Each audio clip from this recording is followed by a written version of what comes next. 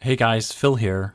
Before we start this episode, just a really big thank you to our sponsor, CHFA, for sponsoring September's episodes. We've put out a ton of stuff on YouTube on Launchpad, finalists. So head to the YouTube channel to check out Launchpad finalists. And then CHFA now happens this week. So Exhibition Place.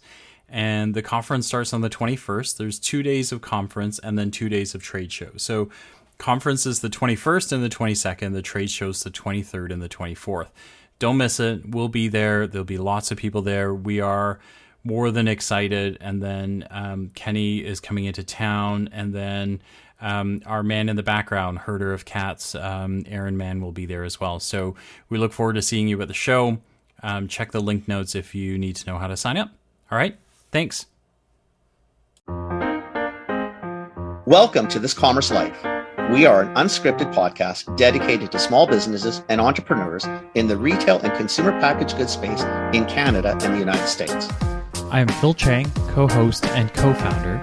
And I'm Kenny Benucci, co-host and co-founder of This Commerce Life. Our love is the journey to retail, and our passion is sharing that with you every week.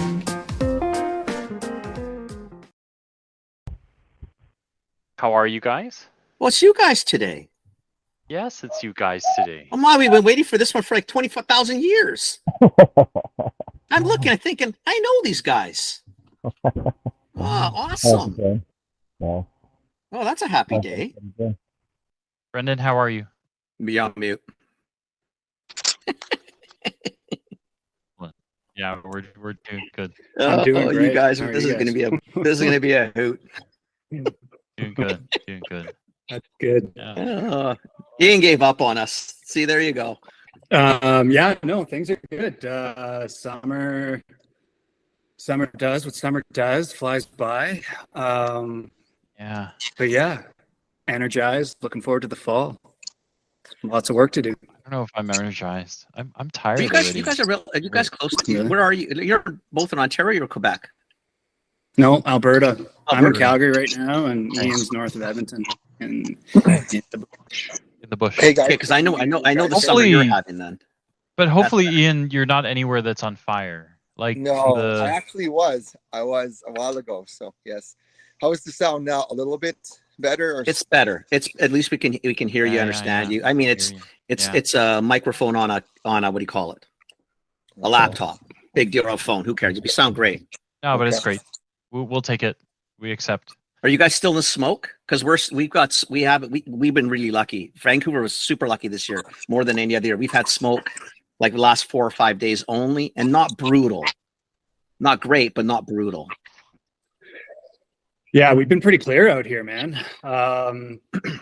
Little like hazes and stuff that kind of migrate, but it's none of the apocalyptic like Blade Runner stuff that we've experienced recently.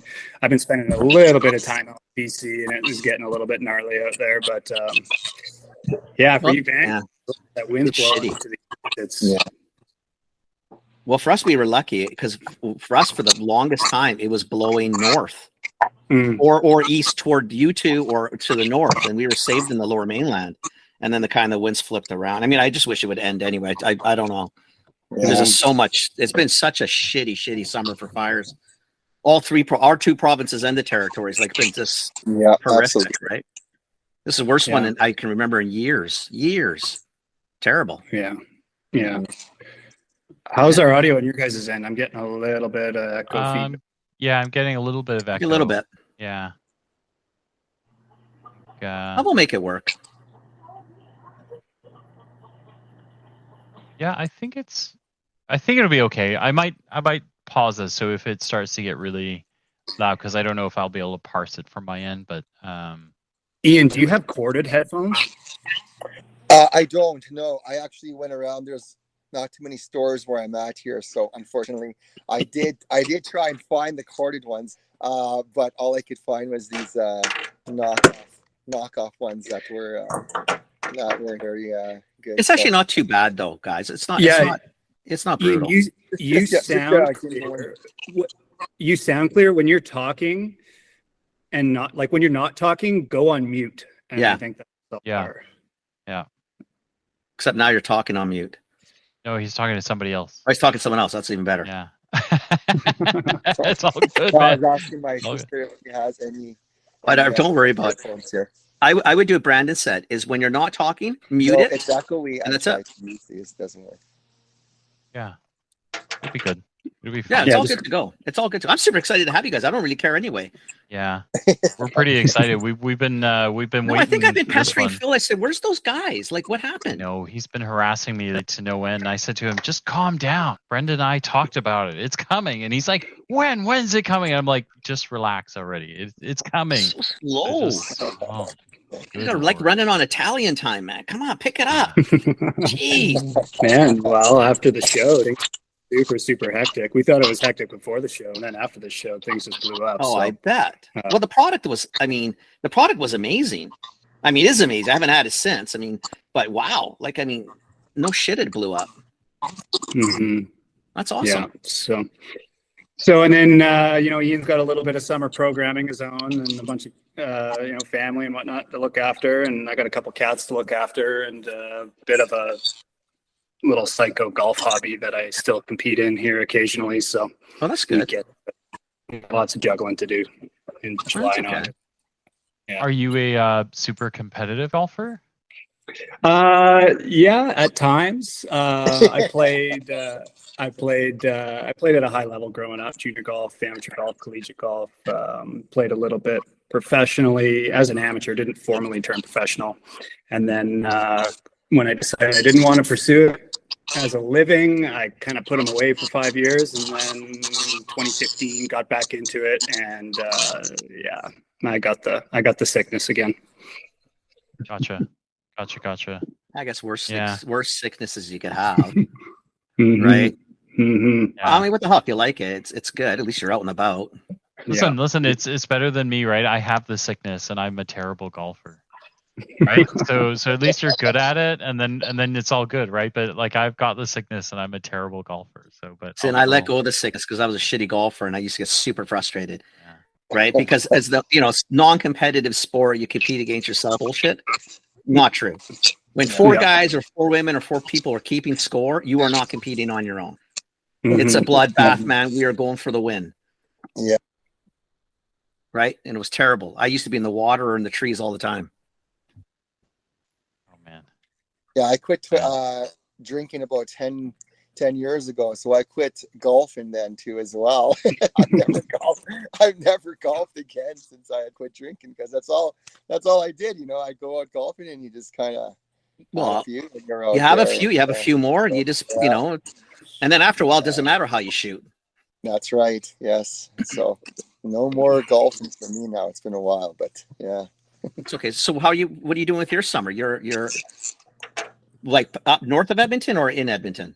I'm actually in my hometown called Wabasca, Demray, the Bigstone Cree Nation. So it's about 3.5 hours north of Edmonton, Treaty 8 territory. Okay. And I was up. I came up this way here. Just really got involved, trying to get involved with community here, and coming back, trying to help give back as well. And Awesome. No, it's been a great summer. So I just came here this past weekend. Here we had back to school shopping for the kids. They start school I think tomorrow or Wednesday already here. So we just want to get one last little family time out here and visit too. We had Chief and Council I went and seen too as well here. So we had a great visit with them as well. And it was just good to be back in the community here as well too. So I work concessions in between the season, and between that too as well. We do. We've been full out with Mitsoh as well. It's been a crazy ride here for us, especially for online, and now we're branching now to the East Coast here coming up, and it's lots of fun. That's awesome. We're East Coast, Toronto. Yeah, so we're going to be out there at the end of this month for the CHFA. So we'll be over there. Oh, we'll see you guys in Toronto. Yeah, we'll see you in Toronto. And we're going to be launching out there. So we're excited here to get it all going. And so go down there and give some support to the East Coast too as well. Very cool, man. Very cool. Well, Phil, do the intro. Let's get it going. And then, because otherwise we'll just end up talking about the four of us and nobody will know who the hell we're talking about or talking to. So we are super excited because we met Ian and Brandon at CHFA West. It is now August. And we kind of been like, Kenny's been all over me, like, like get the guys on, get the guys on, get the guys on. Kenny's been on me like a fat kid on Mitsoh for like the entire summer. All right. So the entire summer has been like, where are these guys? And I said, Brandon and I are talking. Just relax. We'll get them. And he's like, when? And so you guys are here now. So Ian and Brandon are doing Mitsoh. It's a pemmican and dry meat. We met these guys at CHFA West. Really love what they do. Love the product. It's amazing. Just really fantastic. And then we're just so excited to hear about the brand. I got to tell you, like, one thing. It's like a convergence of things. So like I teach at a local college out here in Toronto. So I teach marketing and a bunch of things. And this morning we had someone from the Wabasca First Nation in, and we actually did a medicine pouch exercise this morning. And so cool. I was super excited, super pumped. I was really appreciative of it, but it was just kind of funny timing. And then I didn't know any of that stuff, and then you guys are coming on this afternoon, so I was super excited about it. Very, very excited to have. This is my kind of medicine too. I like that. I like this medicine. Yeah. So anyway, with all that said, Ian, Brandon, welcome to the show. The next 45 minutes is yours. You guys tell us where you want to go with this. We will be the idiots and the knuckleheads that we are. We'll ask you a bunch of questions in between. But we are super excited to hear about you guys. It can be about Mitsoh. It can also be about you and how you got to where you were, how the two of you are together on this, all of those sort of things. So I'm going to shut up now and let you guys talk. Awesome. Oh, hi. Thank you so much for having us here. So my traditional name is Wabasca Mostos, and it means I am the Iron Buffalo. That is my traditional name in Nehiyaw, which you would know it as Cree. So in my culture, we call us Cree. The other cultures, the other societies call us Cree. So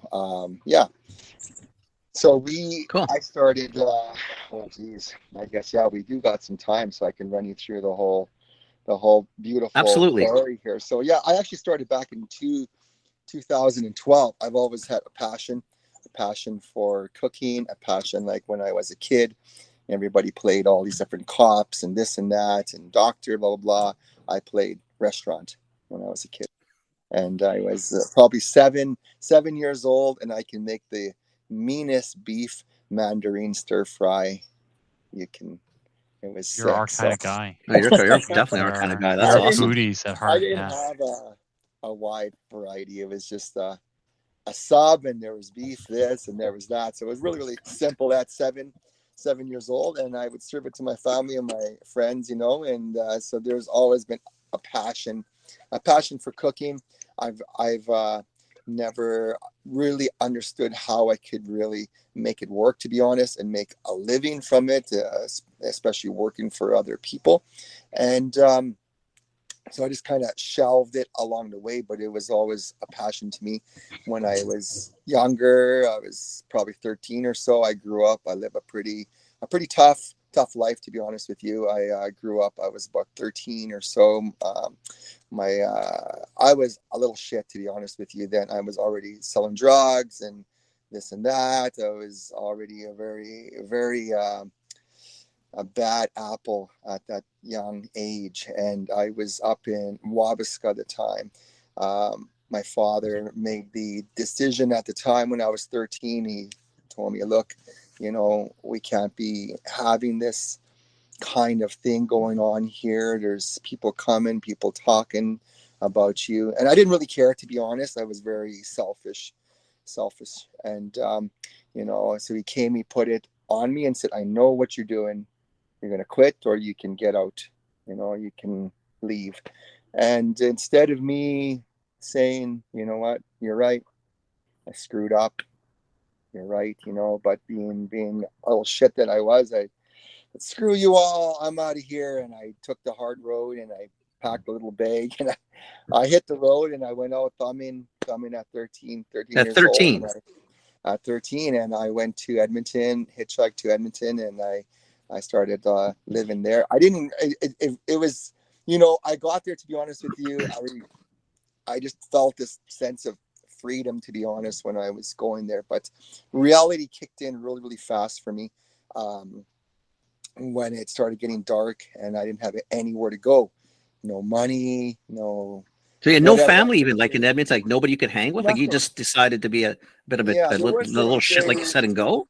At the time, there wasn't really phones, right? Like I think to even use those cell phones, they were probably like $5 a friggin' minute, right? So at the time, but you know, so it was very seldom who had phones and stuff like that. But you know, I didn't have any family. All my family was up north here, and I just went in with this big ego, and I definitely got humbled very, very fast. I found myself finding places to sleep. I slept under bridges at nighttime. I did that for a long time, and Wow. eventually I got creative. I found ways to stay warm in the winter time. I would go buzz, you know, on the buzzers and say, "Oh, my mom's at bingo," and I left the key inside. And you know, being a kid, they would open the door for me, and I'd just go sit inside somewhere warm, you know, and I'd sit there and I'd just be like, I was too proud and too stupid to go back home, right? I just I didn't know how to go back and say I'm sorry or say I was wrong, you know. But it took me a long time to actually be able to tell my father before he had died, you know, that he was right, you know, because he felt bad. He felt bad. We sat down, we talked about it, you know, and I'm sorry and this and that. And I said, you know what? I wouldn't have been the man today if you didn't do what you did. Right. So I learned from it, you know, as I progressed in time, you know, I of course fell in back into the tracks there, and I started to sell drugs and this and that, and I unfortunately brought it back into my community, and I became very independent, very, very fast. You know, so there was a lot of money coming in from that crap at the time, and yeah, so I've been on my own since I've been 13 years old. So yeah, and in between then I would kind of snap back out of it, and you know, I'd get the odd job here and there, and I got a job at the time with a company called Lightning Fine Cuisine, and this was based down south, and she gave me a chance actually in the kitchen, and that's where I got my first chance in there. I was washing dishes, and I was probably about 15 at the time. And so I worked in there, and then I learned about the kitchens, and I just really I loved it. But then again, I was working for somebody else, and I was used to the fast money and all this and that. And, you know, so I would stay there for a bit and learn, and I would track off again and go somewhere. And, you know, so I lived a life like that of alcohol and substance abuse, you know, at a very, very young age. Unfortunately, in my community here, that's all there's been around. Everything here equals alcohol, unfortunately. But you know, to be able to come back home now and to try to make a difference here now, and to find the goodness in this beautiful community now with different eyes, a different heart, you know, it's been fantastic. And yeah, so I progressed from there and started working the rigs. I wanted to get out of it. I had my first child at 26, and I just said, I'm done with this shit. You know, I want to do something more with my life. I'm tired of the alcohol. I'm tired of the drugs. I'm tired of going to jail. I'm tired of all this stupid shit. You know, I want to do something more. I don't want my kids to see this, because I was raised in a home that was alcohol and drug free. I've never seen my dad drink. He's been in the program, you know, like we've come from a good home, but it was just, you know, pride. You know, pride is mother effer, right? It'll really put you in a spin if you don't know how to do it properly, and if you're not. So I worked the rigs and I was starting to do good, and I started supporting like that and helping in a good way now and getting a job. And it was February 2nd, 2009. I was working the oil field here, and it was freezing cold that night. We were working the rigs. It was probably minus 40, and one of the tanks froze, and somebody was trying to be sneaky and warm it up with a steam hose, and so they kept it like that all night. And one of the guys called me up there on the tank to give him a quick hand. So I walked up on the tank, and unfortunately, where the hose goes in on the gate, it rattles from the steam so much that the gate fell in. And there's steam. It's so steamy and hot and cold, you can't see. I walked up on these tanks and I fell in to this boiling hot water now. I was been there for probably 20 some hours, and I just grabbed on to something. I just remember screaming, "Oh, it was fucking horrible. It was horrible." And so the guy grabs me, pulls me off quickly, and it was probably up to my knees or so. But, the tank is 12 feet deep, 12, 14 feet deep, so I could have fell all the way in, but, I felt like somebody had purpose for me and was really helping me out there, because I don't know how I would honestly be able to carry myself like that, in that kind of a situation. But, so I came off the tanks, I pulled off, I was freaking out. I pulled off my coveralls, I pulled off heli Hansons and my boots. As I pulled off the heli Hansons, I went down, and my skin just followed my feet to my freaking ankles. I just remember looking down at my feet, and I was just looking at my skin around my ankles, and I just, what the fuck? I just looking, what the hell is going on here? And I was like, oh, no way. So I walked off the tanks, and I went and sat in the change room, and my push came over. He opens the door. He says, "Holy shit, are you okay?" I'm sitting there on the ground looking around like, "Oh, yeah, I'll be okay." I said, "Just give me about 15, 20 minutes. I'll get back to work." And he's like, "Fuck that. You're going to the hospital, man." I was like, no. Jesus. No. I was like, "It's okay. I'll walk it off. I'll walk it off. I need skin grafts, but I'll walk it off. I'll walk it off." I told him. He was like, no way. He said, "You're going to the hospital." So the ambulance came, found me, took me out, rushed me. I was here in the hospital in Wabasca, and they flew me out to the U of A, and so right to surgery. I was probably mid-surgery. I woke up during surgery. I'm looking down. Everybody's bloody all over. All the surgeons are all bloody, and their hands are all bloody. And I'm looking at them like, what's going on? And he's up. And they're all trying to come back and put me back to sleep. And they're scrubbing my legs with this, it's like a freak iron brush or something like that. And they're trying to get all the skin off so they can do the grafts and stuff. But I'll never forget that. I remember just seeing them all, and I was like, holy shit. So Crazy. They put me to sleep quickly, and I went back to sleep. I got up, and I was completely covered in bandages, and my legs were straight. I had to stay straight, and I was bandaged up.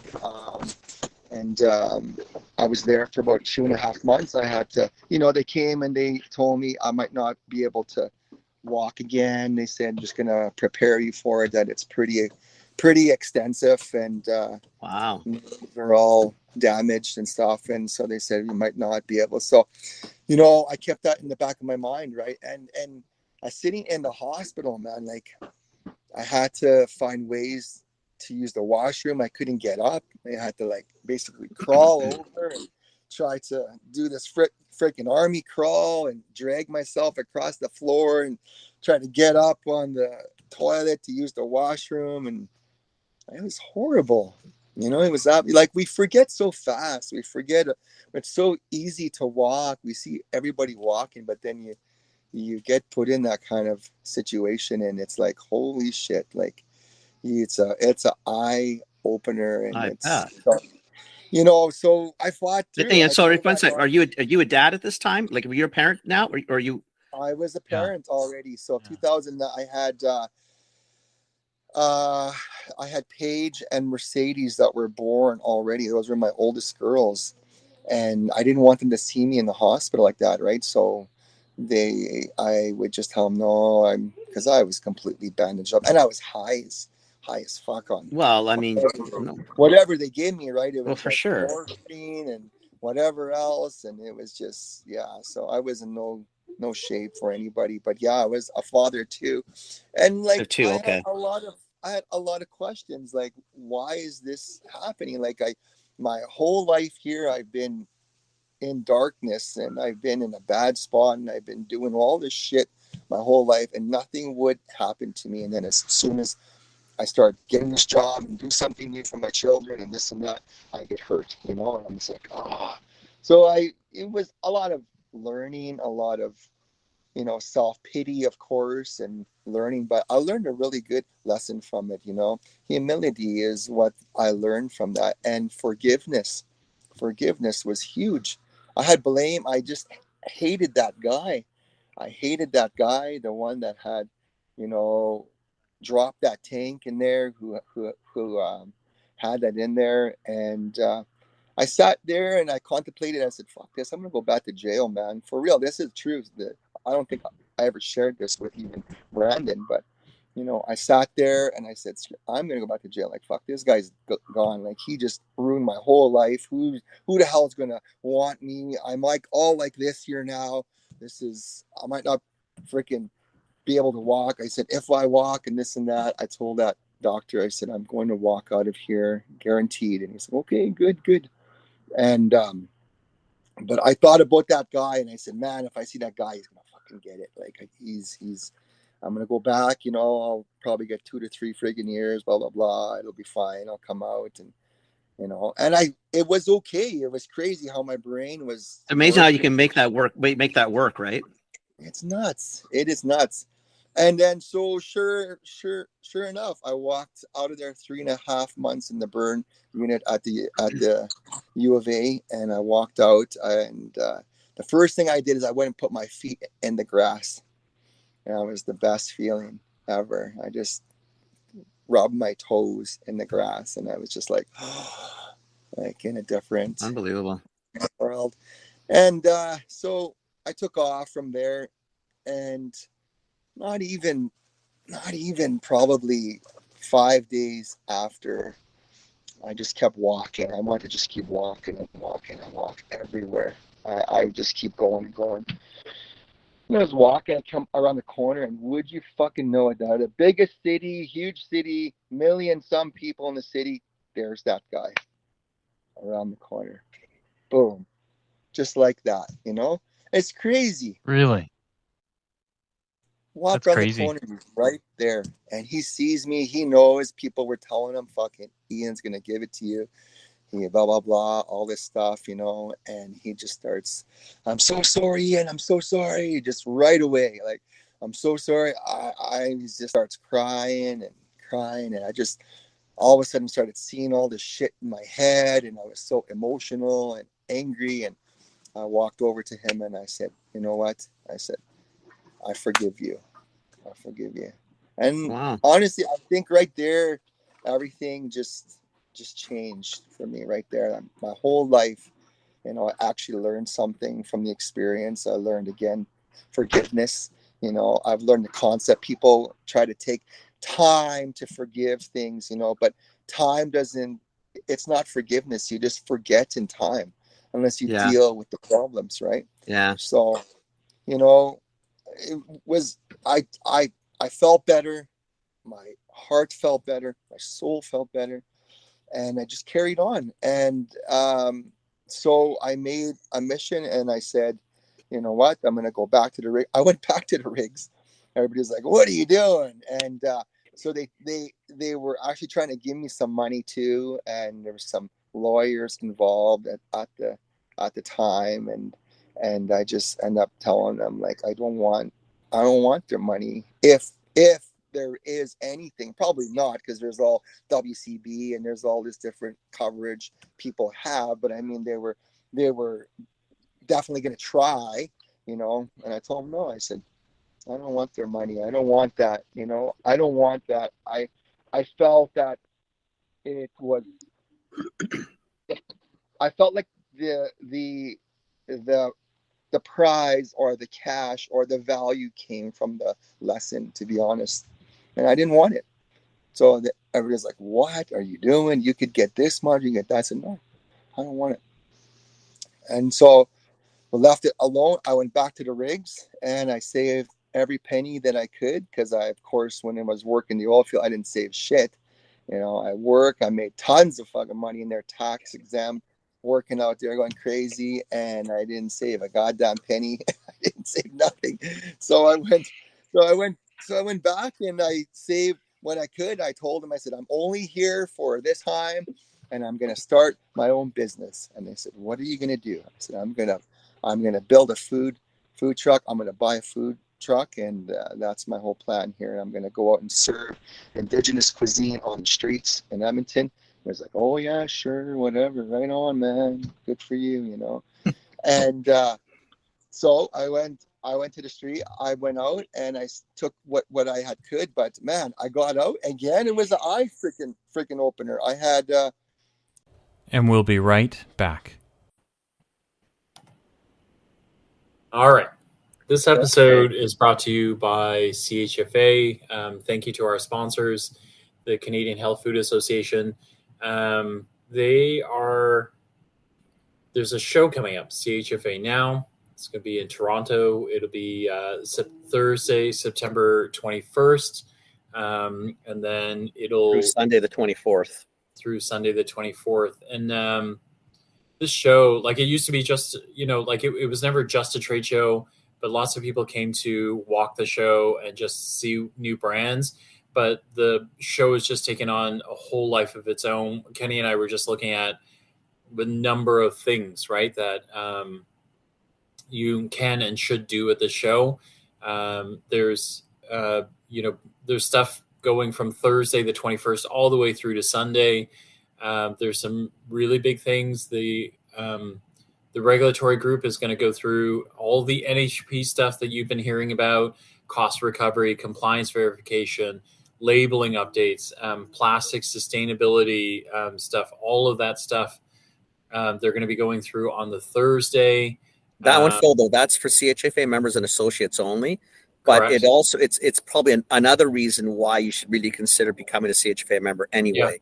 If there's ever a year that you wanted to do it, this is probably the year, because of all these things and the amount of coverage that CHFA has had on this stuff. But then on the Friday too, right? There's Canada, US organic equivalency. There's Think Like a Futurist, so how to turn trends into tangible results, which is super cool. There's gene editing for genetic modification, in case you're worried about that. If you want to think about collagen, there's a session on collagen. There's gut health, and the role that the gut plays in immune and mental health. Gosh, there's so many things. There's tons of stuff. I guess what it is, see, to me, if I look at it from what I was when I was a buyer, yeah, when I used to do this show, it really was focusing on the Saturday, Sunday, and it was really about doing this show, right? When I left buying and started going into the other side, which was all sides, it really became much more important to actually know what was going on the like, for example, on this one, on the Thursday, Friday, because the amount of quality lecture you get these days is unbelievable. The show is always going to be the show, and it's always the fun part. And you should be going to CHFA regardless, just because the networking, the fact they advocate, the fact that there's just so much cool stuff always happening. But if you really want to take full advantage of the show, you really need to participate. Thursday would be good this year because what the topic is, which is talking all about regulatory, which is just a nightmare this year. And if you really can get up to date on that, get it. But the beauty now is the Friday is packed. Yeah, there's many things to learn and so many things to see. Like, I just think the old days, if you're still of the mindset that the show is just the trade show, you've really got to get off that one. There is so much more that's there. even at the end of the day, you got CHFA trends, which last year was Lindsay and Really Aaron big. talking about some Yeah. research they did and all Yeah. the things they're learning. And then Launchpad follows that, which is really cool. So if you're a small brand and you're not part of Launchpad, you'll see maybe what buyers or what you'll typically get asked that were graded on when you're presenting. And then the social mixer for the member mixer for the social aspect of the evening. There's So if you're a member and associate, you get to hang out together, and it's a great way to catch up with people. There's also Incubator Alley, which is where you get to see all the new brands as well. And so that's a really big thing. I know for retailers, that's a really hot part, but I think for everybody to see what new up and coming brands are, what the new ideas if you are. Want to stay atop the natural health industry in Canada, you got to do the two. You got to do this one and you got to do the other. Really and truly, I would really recommend for people to go through. You should really consider becoming members of the CHFA anyway. Like you really should. You really need to be part of these communities that are out there defending and sticking up for your businesses. Because I'll tell you right now, it doesn't look like government's doing a lot to help us. So get on board. Make sure. So September 21st, 22nd, 23rd, 24th, CHFA weekend. Yep. It's here in Toronto. Make sure you sign up. So the link will be in the show notes below. And we'll see you at the show. CHFAnow.ca. Make sure you go and sign up. Become a member, sign up for the show. Really important to do.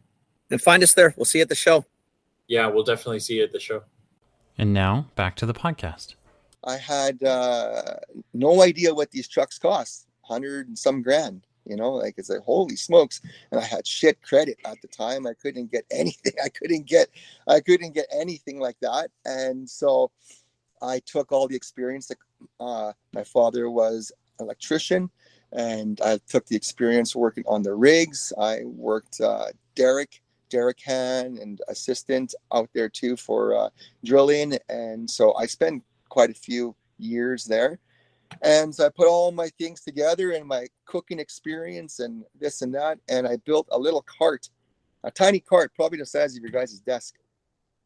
And I wanted to go out and I wanted to bring this out. And so I went to the inspector, health inspectors, and I told them what I want to do. I said, I want to serve organic burgers, native tacos, etc. and stuff like that. I was like 3 or 4 small, like the items. And he says to me, well, for you to do that, you have to do this. There's a big book of stuff you have to go, like rules, regulations, things have to be certain sizes, etc. and stuff like that. So I went through all the things, the reports and this and that, and all the rules and regulations. And I went back and I said, okay, I'm ready for inspections.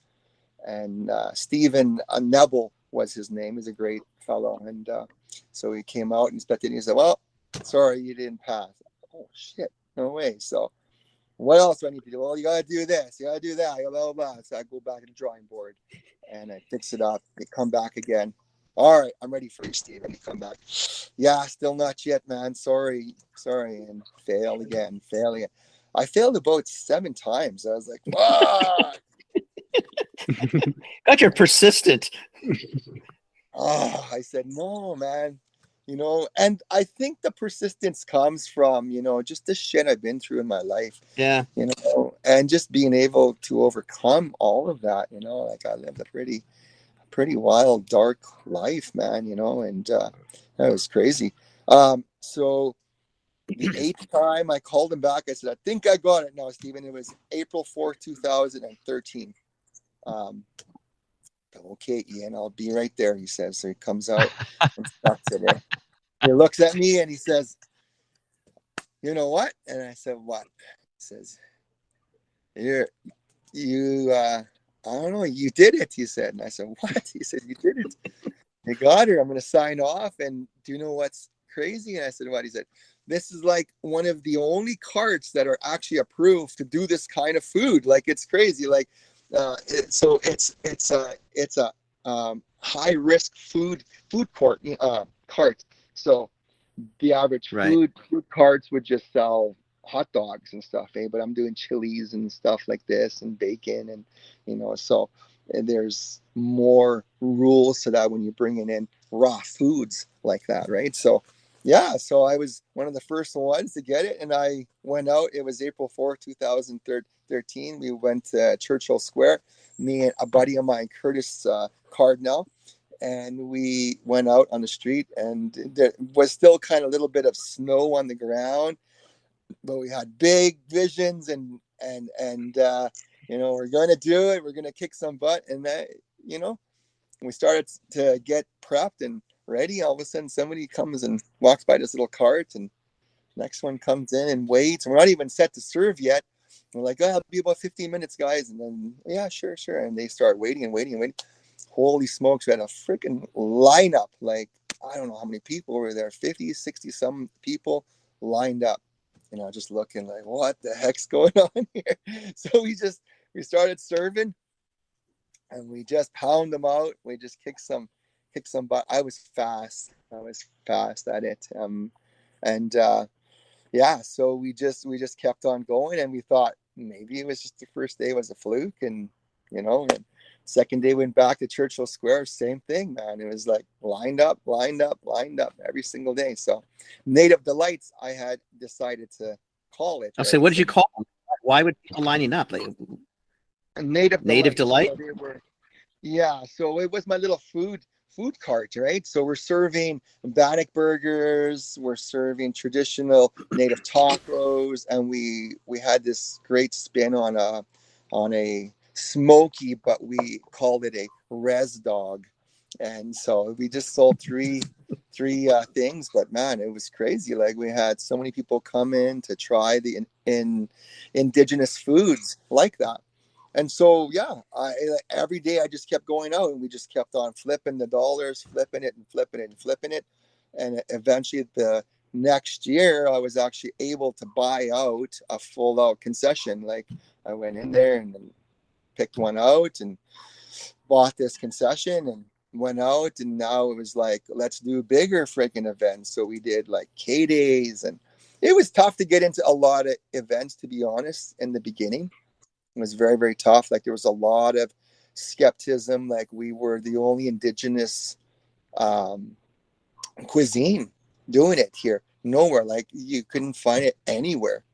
And so a lot of these organizations, these events were like, I don't know, Ian, we'd love to have you, but I don't know if anybody's going to buy it. Nobody's ever done it before. And, and the buy-in was big for these big friggin' events. Some of them are $8,000, some were $6,000, and you're in there trying to compete with some of these bigger brands there. So I said, yeah, I'm okay if I lose. I'm okay. I said, just give me a shot, give me a chance to get in there and do it, and let us try.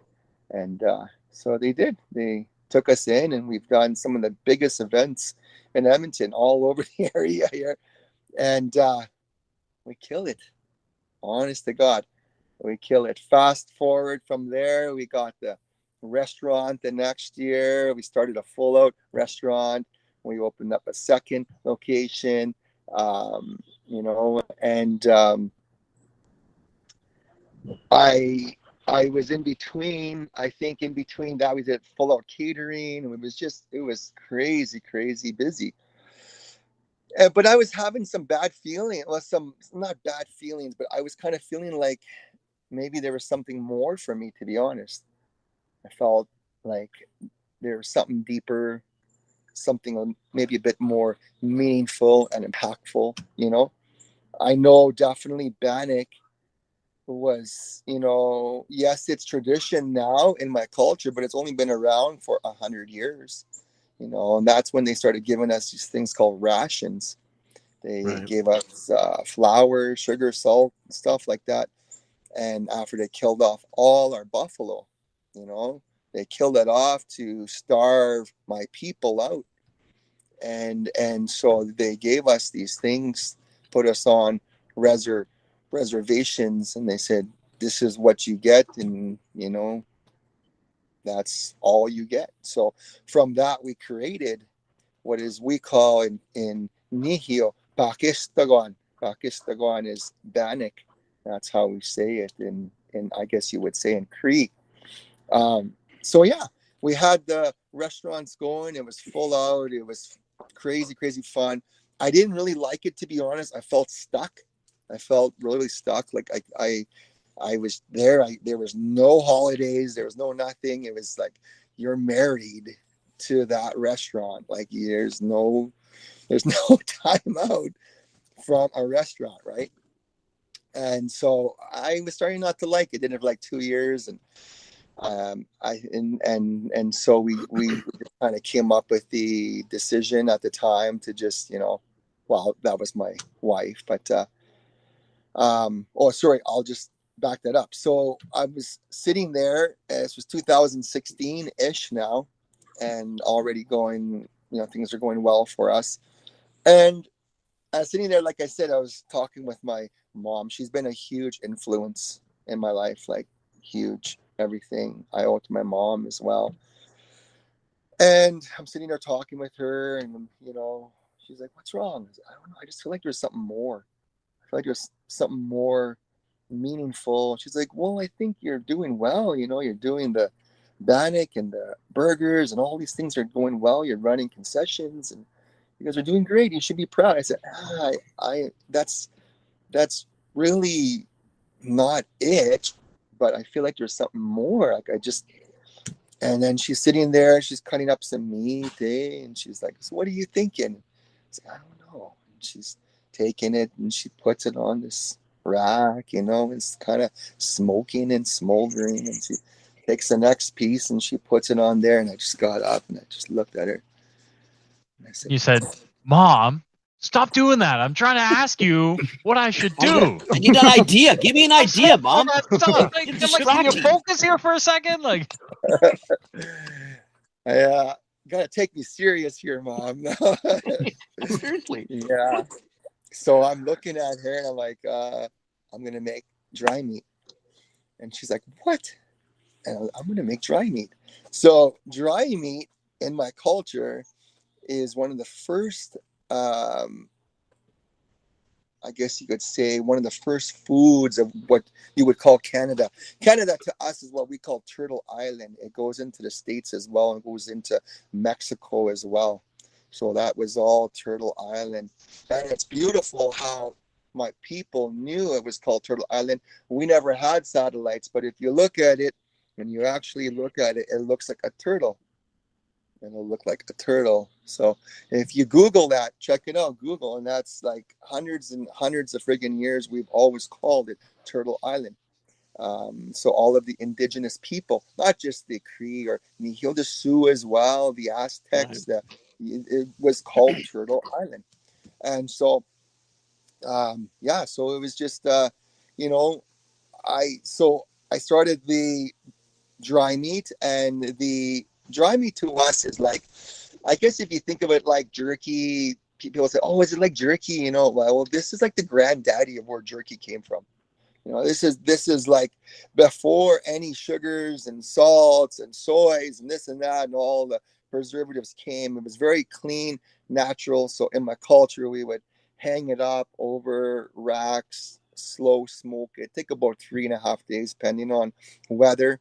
And then we would eat it either with tallow, and it's like, I guess nowadays we use butter, we still use tallow, and now someone told me guacamole. It's phenomenal with guacamole as well. So it's a soft fat, right? Yeah, because this stuff, as you said, I think you explained it to us at the show. This isn't like if people think jerky, that sort of moist pull. This is a tougher meat, right? That it's is the drier. tough one. So that one is the dry meat. So that one is so the fat's required to so that make it is easier. Really a hardcore, authentic experience. If you think of that way. Yeah. And so it took a great turn now in the whole keto, carnivore, paleo diet now, right? So people who take care of themselves, who actually appreciate a premium product and stuff like that, right? So it works well, and especially within my communities as first we all know what it is in First Nation country. There's no time to really everybody friggin' knows. So we started with that and took it to the restaurant, and we used to give away samples of traditional tea. It's called laboom. It's like a mint tea, and we give a little piece of bannock. It was just a little sliver piece, and it was complimentary just to experience something within our culture. And now we were adding dry meat to it too as well, just a small little piece like that. And the first person came in, took it, they took some butter with it, and they ate it, and they're, oh shit, do you have any more? And I'm like, oh yeah, sure. And so I'm sitting in the back of this big bag of fucking dry meat sitting there, and somebody says, I'd like to buy some. And I'm like, oh shit, I don't even know what to charge for the dry meat. And so I thought it was just a one-off. So I was like, yeah, just give me $25 and here you go. And so I scaled out whatever I thought it was and this and that. And so the next people came in and said, oh, I heard you sell dry meat. And they were just coming in. They weren't even coming in for the food now. It's crazy. Like, they were coming in. They weren't even coming in for You're a takeout for dry meat. Yeah, and they were coming in because it's very hard to find traditional dry meat in my culture. Like this, only hunters in our culture will find it, and then they give it to families, and that's it, right? So there's never enough to go around. So it was never commercialized. Like, so this was really a product that strictly on the lands. It's if you knew it, you're old school. You did it, family got it, but it wasn't like passed around. And if you weren't part of it, you wouldn't know it. It's like gold in my culture. It's really like the value of it is so it's very, very high. They love it. It's, I would say, a delicacy in my culture. Cool. And yeah, so we started doing that, and people were coming in buying bags of dry meat. And so I went to the powwows, because you would go to powwows, people would walk around and they would sell dry meat, and $25 a bag. And it was moose dry meat or caribou dry meat or something. And we were doing buffalo. And so I grabbed whatever was there, and I took this back and I scaled it. And it was the same, like about the same weight. Like all of the weights were there for the $25 portions were similar to what I was selling it as. So I just kept it the same. And so we just, and it was kind of funny because down the road, when you learn about the economics and margins and this and that, like our price point is right bang on where it should be at, so it could be a little bit more, but it's so always could be a little more, but it's darn near close, right? So, yeah. And so people were coming in for this product, and, and then the phone had rang, and a store phoned me and says, I heard you have dry meat. And I was like, yeah, who is this? They're like, oh, so-and-so. And I was like, oh, okay, great. Yes, I have dry meat. And they're like, we would love to sell it in the store. Holy shit, really? Wow. I never even thought about that. Yeah, sure. So like, can you get some bags ready? We'll grab some this and that. Do you have prices and price lists? Oh, yeah, for sure. I got all that stuff. Don't worry about it. I don't know what the hell it was going to price for. Nothing. I don't know what their price for the sell. Like they wanted sell sheets and the SKUs and the GS1s and this and that. I'm like, oh yeah, I got that. I got it all. No problem. Like, no problem. That's what we say too when we're saying, no problem. Don't worry. We got it. Got it covered. Yeah, so it was a real fast learning curve, and I took it in, and so it got to a point where one store called, two store called, 3, 4, 5, and I was like, holy shit. So I ended up getting a little provincial facility. It was just a small little building, and we started doing dry meat there full out, and it was like 24. I had people actually staying there all night, flipping it, this and that, checking it, and bagging and getting it set. And as fast as we could make it, it was selling. Like it was just crazy all over the reserves and this and that. Everybody was just real high demand for it. And so it was exciting. And then the 5 stores. I was going to ask you if I can ask you. So right now, like the people who are searching, are they?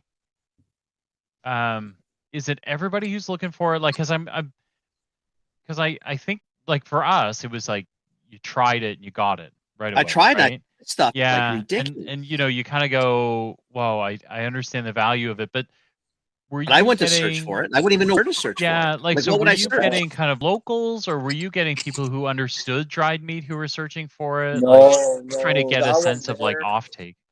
Yeah, so definitely the educational side, which I'll explain. I'll fast forward that in a bit. I'll jump back on that one here. Thank you. I was Okay. going to jump into that. Yeah, so Okay. we started to go from 5 to 6 stores and then so on. It was just full out. But my baby was Native Delights. That's I started with that. I forgot about that thing. You went so far ahead. Forgot you even did that. I made no money off Native Delights, right? So we had the restaurants, the expenses a month were like 30 freaking grand. And I think we were making 20 some grand. And so we're just spinning wheels. We're trying to make it better. I refused to sell booze there because I thought there's enough booze within my community and my people. We don't need that shit there. So, I just toughed it out, and we were kind of spinning wheels and the trucks and this and that and catering. And my wife came to me. She sat down and said, "Look, listen, I know that's your baby. Native Delights is your baby, but I need you to look at something." And I said, "What?" She goes, "This is the account for Native Delights. Now I want you to look at the account for Bunsoan." Well, at the time it was called Bunsoan, which we call Mitsoh now. And so I was kind of looking at it, and there was like, it was like that, and Native Delights has always been like this. And here I have zero attention into this one and all my passions into this one. And she's like, "Look, if you could just put a little bit of the same amount of effort into this one, I think it could probably go somewhere," she said. And I was all mad. You don't know nothing. But I sucked it up. I said, "You know what? You're right. I think you're right." And so I made the decision. Finally, I made the decision that we're going to close the restaurant down. And truth, like everybody wants to make excuses. "Oh, the landlord did this," or blah, blah, blah, blah, blah. The truth of it is, I didn't like it. I didn't like it. I didn't like being stuck. Right. I didn't feel like I felt like there's something more, to be honest, and I just wanted to get out. So I got out, and we closed down the restaurant, sold off, everything there, and we went full out into Bunsoan, which is Mitsoh at the time, and we went full out. And then the 6 stores went to 10 to 12 to 15 to 20 to 30 now. And it's just rolling, and it's going full out, and lots of fun. And I got to a point where I had people who were buying the product now, and they were bringing it across borders into Northwest Territories, and they were selling it there, which I didn't know really. I just, here you go, and this and that. But we're a provincial facility, so we can only sell it in Alberta. Right. So that's part of the deal with it. But we're expanding and growing, and there was a high demand for it. And all of a sudden, I got a call from one of the inspectors and says, "Hey, I found your product out here in the territories, and it can't be out here. You're not Tell them I didn't put it there." I don't know, man. I don't know what people do with it after they buy it. I have zero control whether they're going to sell it. And he's like, "Yeah, nice try." He said, "So I want to come see your facility and see where you're at." Blah, blah. No. So he came down. He's a really good guy. I actually ran into him 2 weeks ago. And it's funny because he brought the story up. He's so proud of us, like really, I bet. proud of us. Crazy proud of us. And so we start talking, and he says, "Ian, like the way things are going, to be honest with you, like you need to go bigger." I said, "Well, I'm trying. Like, I don't know." He said, "No, I mean, like, you need to go into a federal facility." I said, "I don't have $2 million to start a freaking facility to start up. I don't have that. I can't do that." He said, "No, but there's people out there, who might be interested, or, I'm sure if they hear your story or if they hear where you're at, So I started look out for that. So I found this one. I found this facility in Leduc, and I went out there and I met this scientist there. His name is Hai Hong, and I sat down with him in his office. I was there for quite a few weeks, coming and going. Every time I was sitting in there, we were talking. He would take me to the back with the smokers and show me what they can do and stuff. But it just seemed like it was too small still. Like the capacity, I just wouldn't be able to make it work still, regardless. So I'm sitting there looking around and just see all these binders, and it says Range Road Meats Co. Just tons of them all over, and I was just wondering, like, man, there's lots of those. Why are there so many of those there sitting here? I didn't think anything of it, to be honest, and I remember getting up and I left from there, and I just kind of shelved it, and I was doing a demo. At Sabon Foods, and we were selling product there, pushing it out, doing a demo, and I ran by this wonderful lady. She come by, "Hi, what are you selling?" And I showed her, "Oh, this is called Bunsoan. It's one of the first foods of Canada. It's high in protein. It's gluten-free, hormone-free, steroid-free, etc. It's one of the first granddaddies of beef jerky, where it all came from." She's like, "Wow." So I'm showing her. She just really taken by it all, and just really inspired by the story, and like, "I've never heard of this ever. Like, wow." And she's like, "You have to meet my son." And I was like, "Who's your son?" And she said, "His name is Brandon. You guys have to meet." And I was like, Wait. So we need to meet Brandon. Where's Brandon? He's 30. He was on the show at the beginning a while ago. We lost him.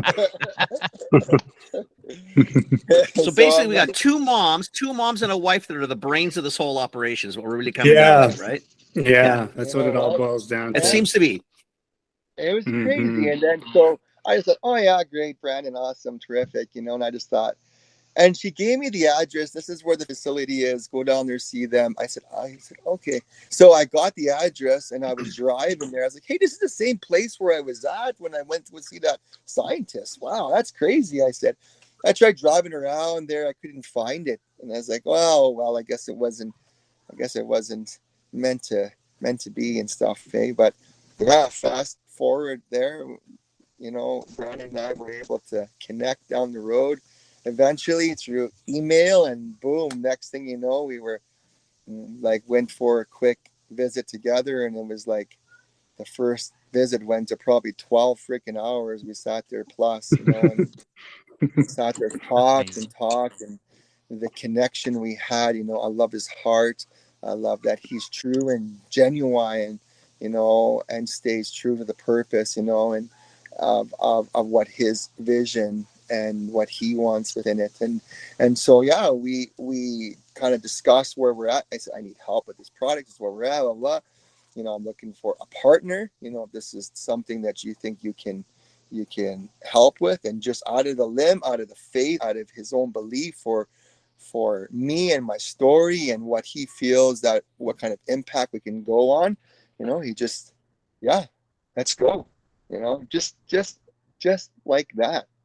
And then, yeah, so restaurants closed. This is closed. We're starting full out now. And 30 stores jumped up quickly to 60 to 70 to 80, 100, over 100, blah, blah, blah, and just kept on rolling and fast forwarding, right? So, and now we launched our online store a few months ago, and our sales with our online team on that side, they've 15x'd since we've hit our online store. The stores are growing daily. We've launched now with Sobeys throughout Alberta. We got distributors in Alberta, BC now. Legends Hall out there is doing our distribution out for us there on the west coast. Awesome. On the island. And now we're going east where you guys are at, and we're going to have fun down that way. So we just did our first PO there, and we're looking forward to that beautiful growth and giving them the help and support that they need. So, but to jump back on what you were talking about, the product there for Bunsoan. So Bunsoan was, like I said, it was very successful. It worked well, 100 some stores, this and that. But I was doing demos everywhere. All these stores, right from BC, I was full out, going hard on it. Alberta, Saskatchewan, Manitoba, all around there. And it felt like every demo I did, it felt like the educational part for Bansoan was hard and expensive to educate people, honestly, who didn't want to be educated. There was quite a few who were really in there. And of course, when I'm there, I would sell out the store because I'm passionate and true about what I do. And people can feel where the product's coming from. They understand it, But every demo I did, they would tell me when I would say, oh, this and that, this is dry meat and this. And then they would say, is it like pemmican? And I thought, and I started hearing that all over the West Coast, East, down in Alberta, Northwest Territories, Saskatchewan, Manitoba, I was hundreds and hundreds and hundreds and hundreds of I've heard that. Is it like pemmican? The schools have definitely done that part to educate. That's what we learned. Yeah, see, there you That's go. what we learned. I know when I met you, you said the other word, and I thought, I have no idea what I'm talking. I think I even said it to you. Is it like pemmican? Because that's all we learned. That's right. That's exactly it. So the educational part, they did that part for us. I felt like maybe that could be the gateway that we can help strategically get into people to give it a chance, to give it a go, and then they'd want to learn more about us, and then branch off from there to learn about Bansoan from there and this and that and the history, etc. So we launched out Mitsoh. When was that, Brandon? Last year almost? I don't remember now. Yeah, soft launch about this time last year, and then kind of did the large rollout. And now that definitely mainstream wise, it's going really, really well in mainstream. Bansoan, on the other hand, it does really well with my own communities. Right. It still does well within like the old keto, carnivore, paleo diet side, right, in the natural food section and stuff like that. But Mitsoh is definitely hit people's hearts in there, and so it's growing. So that's my story there. I'll let Brandon jump in here, and that's kind of where we're at now. So I got a couple of things quick. One's operational and one is So first off, we still don't know what the hell Brandon does or why he's here. Outside of his mom was really nice and told you to call Brandon. And thank God for your mom to give you an idea, because otherwise the two of you would be lost with your moms apparently. So that, and the sourcing of the buffalo. Yes. I was curious about that one. And there's one other quick story, because this is going to be a 3-hour podcast. But there was one other thing that I really loved when you told us. It was how involved the elders were in sort of, I'm going to say allowing, you're going to correct me, but sort of allowing or giving the permission and the authority and the, okay to do it. But first Brandon, second Buffalo, and then third we go to the elders, if we could. Okay. Yeah, sure. I'll my personal backstory is quite a bit less interesting, so we'll kind of skip that stuff. We'll go right to mom meet me. Right to mom. So I started in this business about 6 years ago. My company's called Groundswell Food Group, and that's underneath Groundswell. There's many things, one of which is a partnership with Ian in the Mitsoh brand. And so it started with the Range Road Meat Company brand, which was taking Ian's smoked sausage product that I grew up on, but saw a need for a clean offering in that category. And I had some family history in the business and had done some work with my family and getting to understand sort of the ins and outs of the business, right from the manufacturing, sourcing, all the way to distribution. And there was a bit of a plan in place to get that brand to federal status. It was a similar story to Ian. It was only provincial, and there was some demand for the product outside of Alberta. Ultimately, we couldn't come to organize a deal to make that happen, and I was close to the space, understood the business well enough. I felt like I was completely naive and not being equipped to sort of take the plunge, but what the heck, what else am I going to do? Let's go for it. I had some ideas about how I'd like to do it on my own. I'd always been a product guy, a brand guy, a food guy, a systems thinker. So the manufacturing side of things kind of came naturally. And away we went. We got this facility just outside of Edmonton. It's owned by the provincial government. It's a food processing incubator. It's a palace for whatever it is that you want to do, whether you're doing a sauce or a soup or a juice or dairy, something frozen, baked goods, meat products, whatever it is. If you're going to make a CPG, RTD, right, the place that you can armed with a team of food scientists to help you with your formulation and your process and your packaging and the equipment to get things scaled up into sort of a pilot type of situation where you can go and test your market and figure out whether or not you've got something. So I walked into that facility that Ian referenced, same facility, and started to kick tires and saw a bit of a pathway forward, and away we went. Wound up raising some investment, had an opportunity with the Range Road brand with one SKU, with 30 Save On Food stores across the prairies, had success there. That expanded into a chain-wide listing with them. That expanded into interest from Sobeys and a West listing with Sobeys. And next thing you know, we were in the food business. And my mom was doing a demo for the Range Road brand at that Save On Food store, as you said, got approached. She started chewing his ear off. And then I live in Calgary currently, but the facility's in Edmonton. So I would do this weekly commute. I'd spend 5 days a week in Edmonton, 2 days a week in Calgary. And when I was in Edmonton, I'd be staying at my mom's place.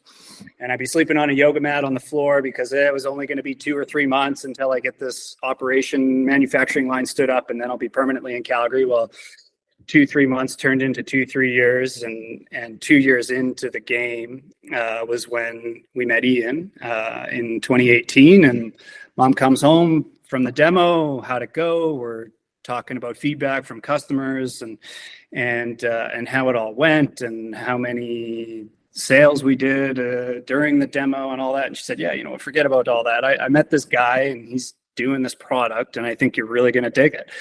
And she had a sample, and I tasted it, and it was amazing. It was unlike anything I've ever tried before. I grew up on meat snacks, been a meat snack junkie my entire life, and this was unbelievably unique.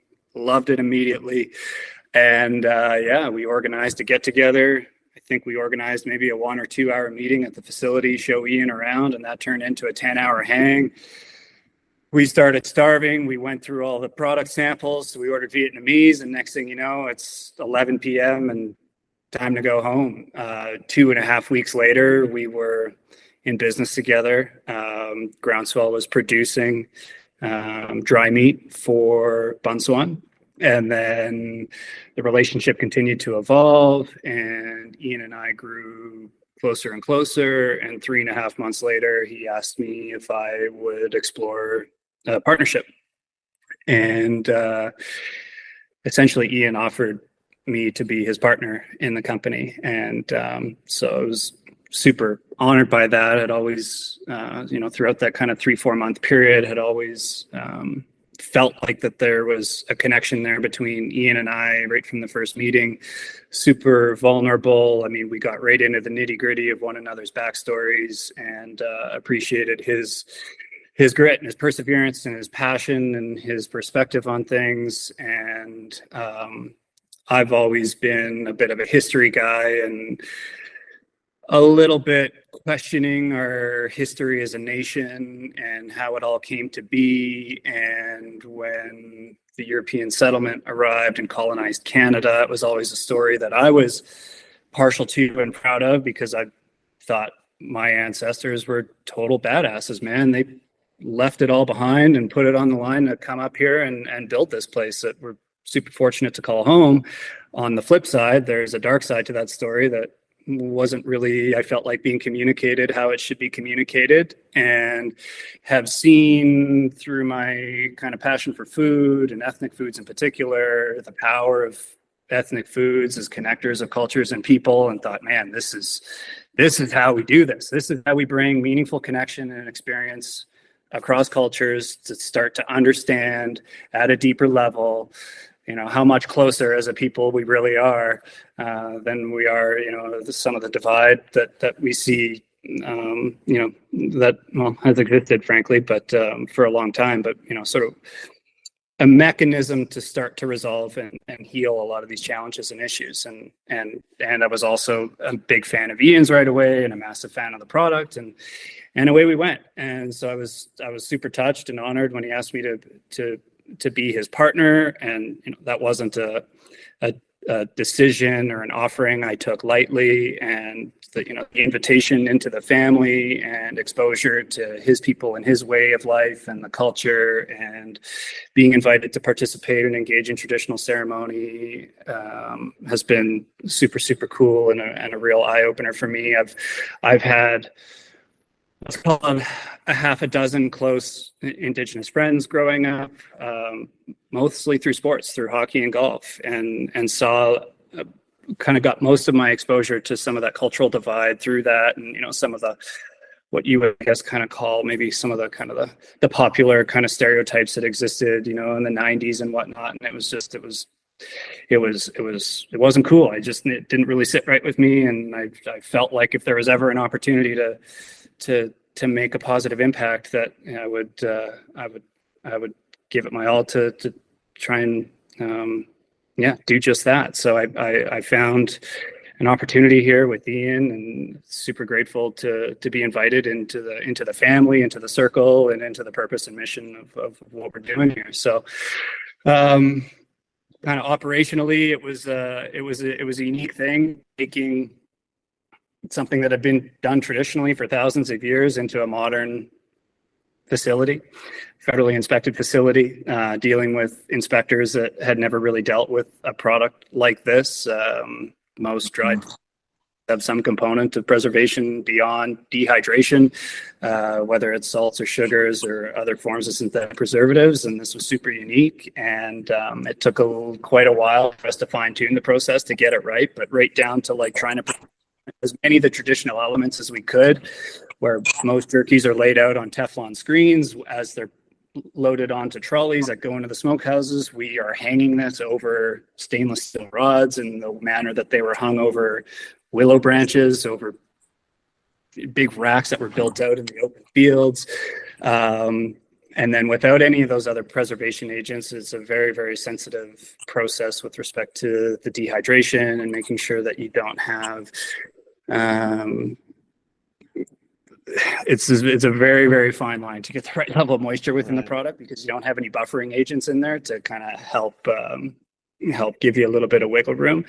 And we had a lot of success with that product early on. It was super fun. We reformatted the packaging. We engaged in a big rebranding effort. And then I suggested to Ian, hey man, like what if we kind of took this down into mid-market and see what kind of response we got? And mid-market, in some neighborhoods, some demographics, we got a really positive response, and in others it was a little bit lukewarm. People that were expecting a jerky experience expect some degree of savory, sweetness, chewiness. There's a kind of an expected sensory experience that dry meat doesn't really provide. It's super unique. It's a one of a kind. It's my favorite thing that we do, but it's not for everybody.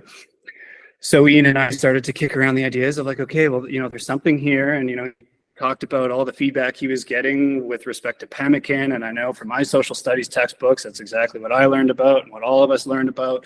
It was all about pemmican. So we started to explore traditional pemmican formulations and what we could do to adapt that and format it into something convenient on the go that made sense at retail and all these other use cases.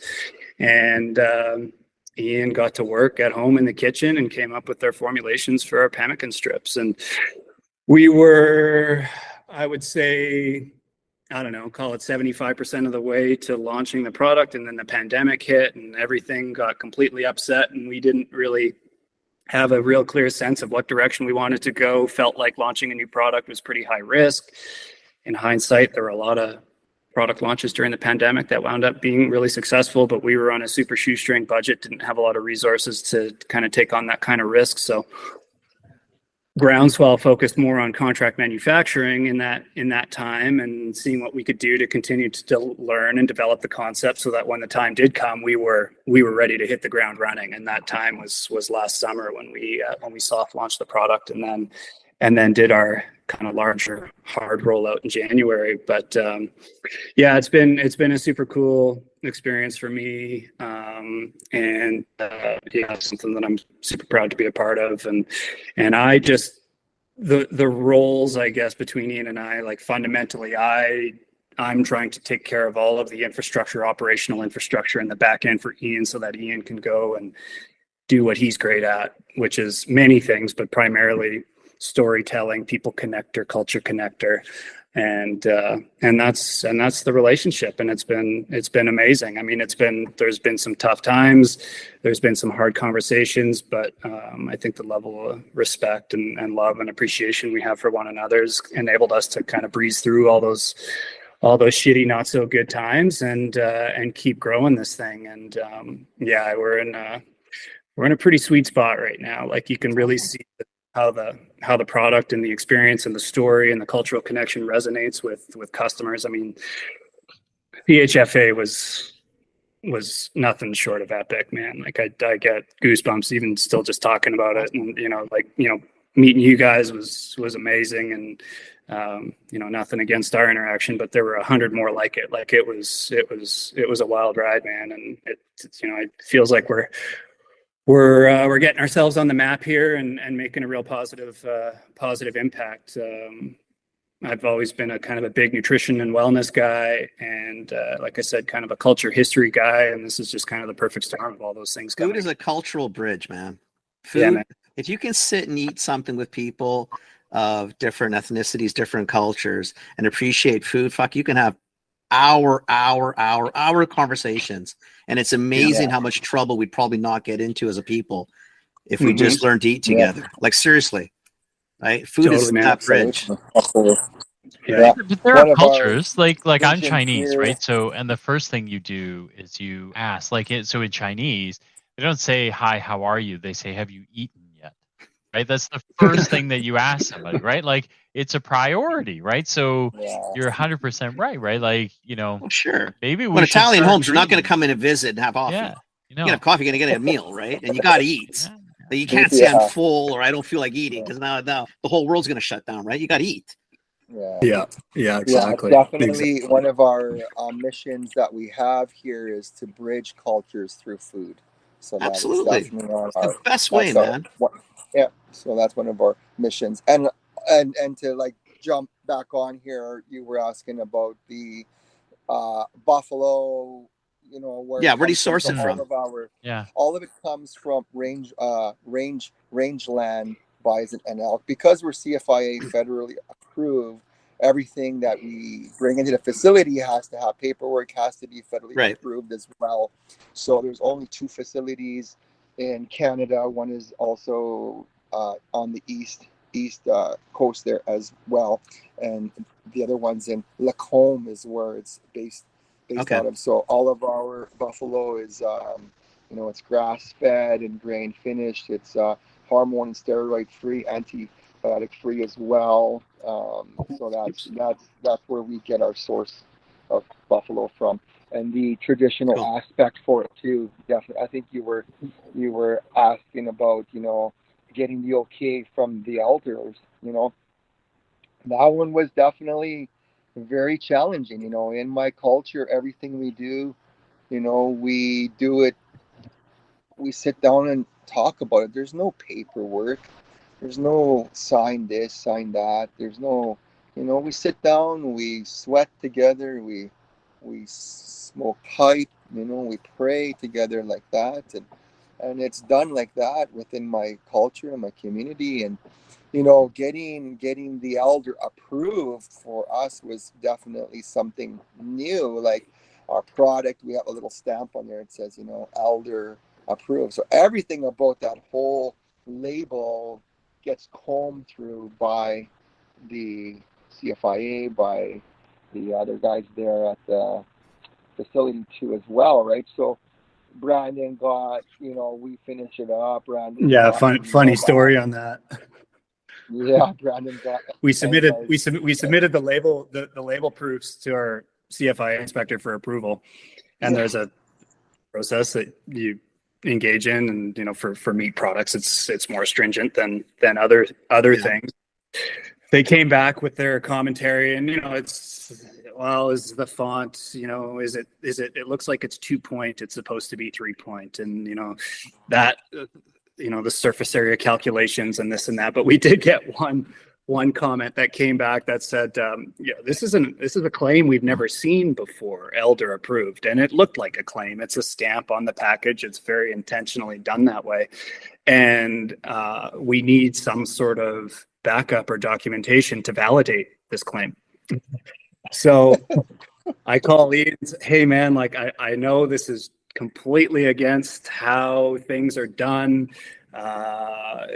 It's a round table discussion, and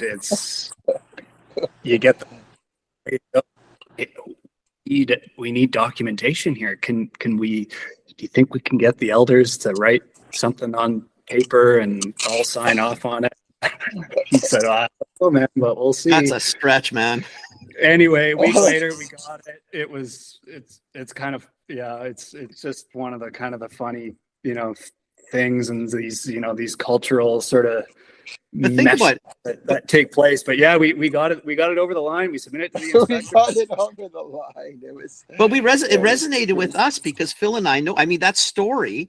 Mm-hmm. We've been talking about having you guys on for that because the stories resonated, and we were talking about it. I said, I just love the fact that you had to go ask the elders, and it's like a stamp. And I remember it on the label, and I'm thinking, this is a claim. It's a fucking legit claim.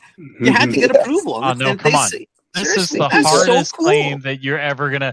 Everything else you can certify for, elder certified. Good luck, right? Like the rest of it is these things, in my culture, they take time. But they got to think about sit it. down. Like, everything we've done, respectively, we've done by going to giving the offerings. We go to sweat. We sit down, we sweat together in what we call it Nehiyaw, Matutsen. Matutsen is a crying, it's a safe place to cry. It's a crying lodge. So that's what the sweat lodges are. It's a place for us to cry and let go. It's like I guess you would say it's like other people's churches, but it's our place, our safe place. It's your safe place. To go and pray. And so I've already went through the whole thing of smoking pipe and offering these, and now I'm back.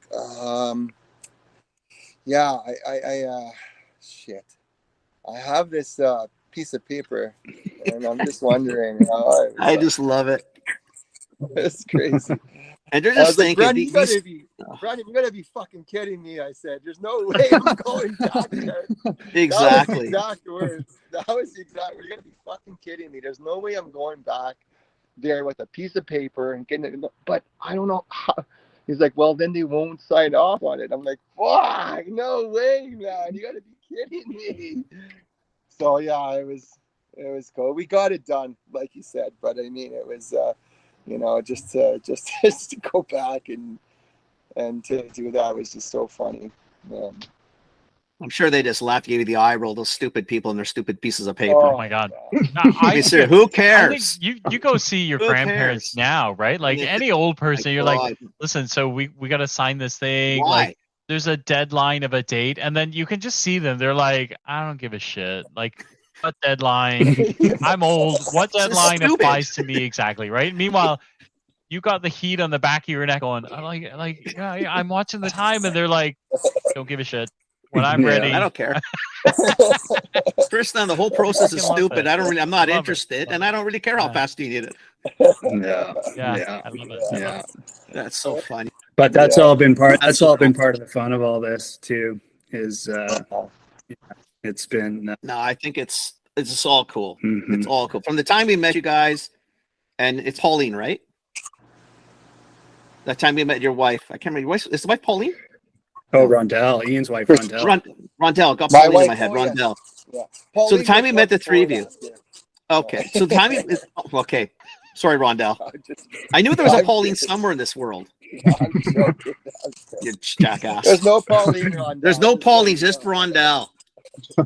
Honestly, we just loved the story. We loved the whole thing. Like it was so, I don't know, it's just so cool, right? Because it's really cool when anybody comes to the country and brings food from the homeland, or people who were on the homeland as the homeland brings their food into our stuff. Because seriously, like we said, we didn't learn it in school. All we learned was, maybe we don't learn much of anything in school that wasn't European, because that's who wrote the school books. You know what I mean? But it was really interesting that day talking to you about how cool it was. If you think of it this way, the product it can go in all sorts of different places. It can go in the I guess unfortunately in the beef jerky aisle. It can go in the natural food aisle. It can go in the deli. It can go in the gifts and souvenirs. You know, people travel to Canada wanting to experience something authentic to Canada. You never get to try the foods. You just get to bring back commercialized maple syrup. Maple syrup, which was ours to begin with. You know, right? You know, which is totally we've got kicked freaking out of there, and it's all commercialized, owned by mass corporations or this and that, right? So, you know, to be able to come in and say, you know, we're one of the first Indigenous companies in history to do this traditional product. That's awesome. And to go freaking national with it now, right? So it's awesome. It's beautiful. You know, we're opening doors, breaking down barriers, you know, and that's what it's about. Empowering more people, more my people to want something more in life, that there's things we can do.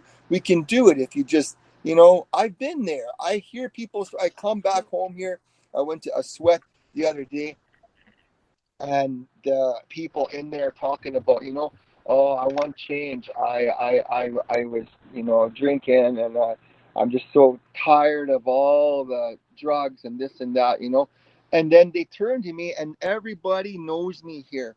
Every single person knows me, and they all were saying, you know, if this guy can do it, I know I can do it too. You know, there's hope for us. So then do it, right? Living proof. I am living proof right from the streets, right from down and out. Like I said, man, you've heard just a glimpse of my story, but I mean, I could have kept going, but I just felt like maybe I didn't really want to go too much into that dark rabbit hole there. But yeah, you know, it's a beautiful story that I've learned from it. I've been able to embrace it now and use it in a way to help empower and to help give back to my community now, you know, and I'm proud of my story. I'm proud of who I am. Should be. I love who I am, you know, should be. And Ian, if you can inspire other people, whether they're Indigenous peoples, other people, it doesn't matter, anybody young who's going through some shit, right? I mean, proportionally, your people sometimes suffer a lot more than others, right? But you give them inspiration. Like, you know, you can get into a shitty place. Doesn't mean you have to stay there, right? You can get out of things. I mean, you got to have the will and the desire, obviously, but you can do it. So one quick thing before we go, otherwise it's literally gonna be about 12-hour podcast. Well, seriously, we can stay on all day. Like your 12-hour session, I can understand why it's 12. I mean, we can do it. But I'm gonna get hungry pretty soon, and I got to eat. And so the other thing is, is there any, without sharing traits, what's next? Is there anything other cool stuff that we're going to be able to see from the two of you, you know, that's culturally been around for 1 trillion years that none of us know about? We'll save that for the next podcast meeting. No, I'm just kidding. I'm joking. No, that's okay too. If we can, if that's how we get you back on, we're doing it. Yeah. Took forever to get this one going. Christ, I'm already. Let's book it. Yeah. Brandon can share some of those things here. We got some wonderful lines coming out here that we're working on as well. I'll share that with them. Go ahead, brother. Yeah, totally. We got a couple different flavors of the pemmican strip that we're working on. Nice. We've got a bunch of products on our roadmap. We've got some different species as well. There's some freshwater fish items that are very cool on the roadmap. I would say they're a little bit further down the line. Any wild game? So wild game's tough again because of the federal inspection. I get it. The regulations. I got it. We're limited into sort of what species we can take on, but elk is another one that That'd be cool. And then other product categories as well. Awesome.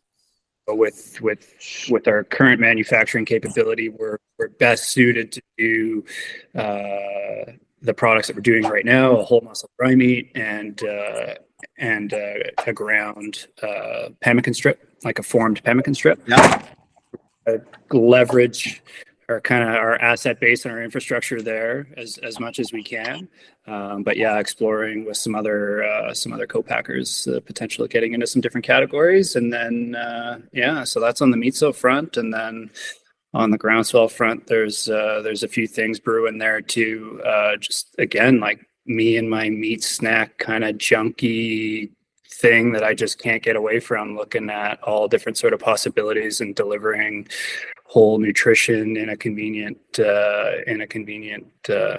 snack format, meat being the primary ingredient. So going to be launching a line of functional performance meat snacks here, targeting Q4 this year for a soft launch. So that'll be all kinds of goodness, sort of at the intersection of sports nutrition and traditional meat snacks. Okay, so Q1, we'll catch up with you guys on another podcast. You can let us know what the hell's going on.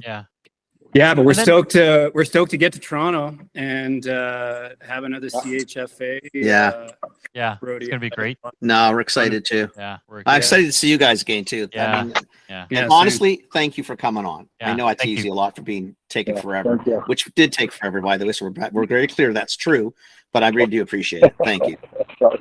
Yeah, for sure, guys. Yeah. Thank you, guys. Truly an honor thanks, guys. and a privilege to be here today. So, thank you. No, sounds good, guys. We'll see you in Toronto. Phil, you stick around. You two go enjoy your afternoons. Take care, guys. Hi. Thanks. Yeah. Ciao, guys. Bye. Take care.